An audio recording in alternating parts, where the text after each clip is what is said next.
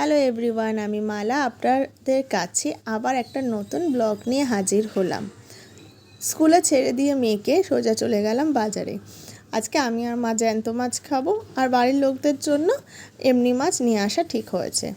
তো আমি আর মায়ের জন্য নিয়েছি ফলি মাছ আর ল্যাঠা মাছ জ্যান্ত, আর তাদের জন্য নেওয়া হয়েছে ভোলা মাছ আর ট্যাংরা মাছ আর পমফ্রেট।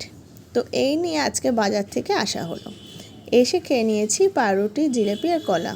প্রতিদিন আর পরোটা আর রুটি ভালো লাগে না, তাই আজকে একটু অন্যরকম খাওয়া দাওয়া। এদিকে ট্যাংরা মাছের ঝোল, ভোলা মাছের ঝোল, আর এখানে দেখছেন ল্যাঠা মাছের ঝোল হয়েছে।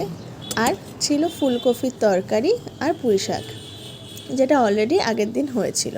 তো এই আজকে দুপুরে খাওয়া দাওয়া ছিল। খেয়েই বেরিয়ে গেছিলাম একটা কাজে, ব্লাউজটা অল্টার করার জন্য। আমার মা পারলে না সব মাছের ঝোল একসাথে খাইয়ে দেয়। কী রে বাপু, এত মাছ একসাথে রান্না করে? এসে না খুব জোর খিদা পেয়েছিল, তাই তাওয়া চিকেনটা করে নিয়েছিলাম। খুব চটজলদি একটা রেসিপি, যেটা আপনাদের সাথে পরে শেয়ার করব। তারপরে আমি, আমার বর, মেয়ে আর এই যে উজ্জ্বল আঙ্কেল এসছে, সবাই মিলে একসাথে এই তাওয়া চিকেনে মজা নিলাম। তো আজকে সারাদিনটা আমাদের এইভাবেই কাটলো।